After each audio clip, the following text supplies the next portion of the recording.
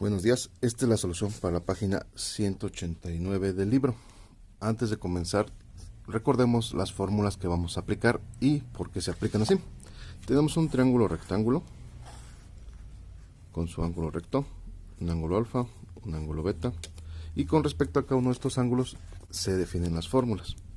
Tenemos tres fórmulas principales: el seno de alfa, que es el cateto opuesto sobre la hipotenusa; el coseno de alfa, cateto adyacente sobre la hipotenusa; y la tangente de alfa, que será cateto opuesto sobre cateto adyacente.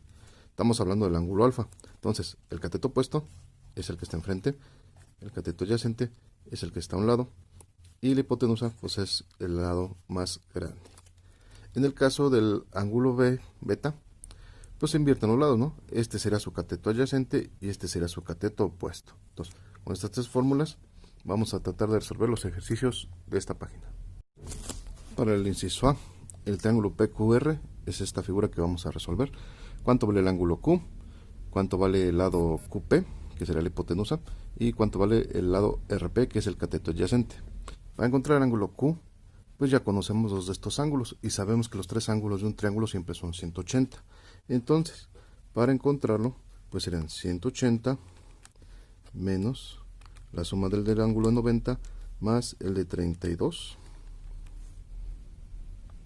Nos va a dar que ese ángulo mide 58 grados. Para encontrar el lado QP, identificamos que es la hipotenusa. Conocemos el cateto opuesto, que es este de 5 centímetros, y conocemos este ángulo.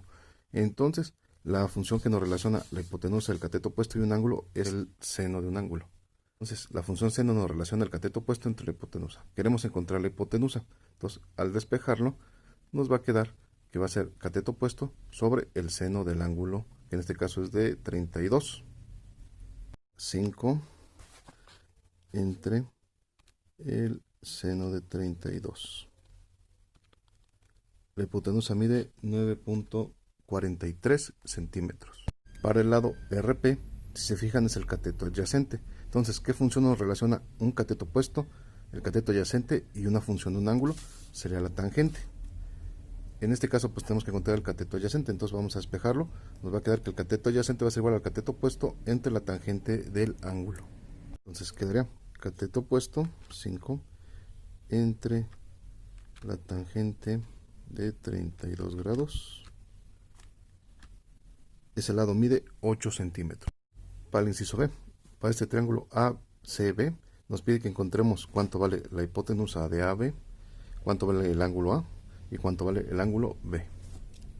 La manera más rápida de encontrar el lado AB pues es con el teorema de Pitágoras, ¿no? Ya conocemos los dos catetos. Entonces nos quedaría raíz cuadrada de 4 por 4, 16, más 3 por 3 son 9. El lado mide 5. Pues si ya conocemos los tres lados del triángulo rectángulo, pues podemos encontrar cualquier ángulo, el A o el B, con cualquier función trigonométrica. ¿Cuál se les hace más fácil? Recuerden que para encontrar el ángulo hay que utilizar la función inversa dependiendo de qué función estén ocupando. Por ejemplo, vamos a calcular el ángulo A y vamos a usar el seno, ¿no? El seno es cateto opuesto entre hipotenusa. Entonces, para encontrar este ángulo sería la función inversa de ese seno del cateto opuesto entre la hipotenusa. Sería un ángulo de 36.86 grados. Se puede calcular también con el coseno, ¿no? Con el coseno sería el coseno inverso de 4 entre 5. O con la tangente inversa de 3 entre 4. Debe darles más o menos el mismo ángulo de 36.8. Para el ángulo en B, pues podemos ya sumar estos dos ángulos, el de 90 y este de 36.8, y restárselo a 180 para que nos dé este ángulo B.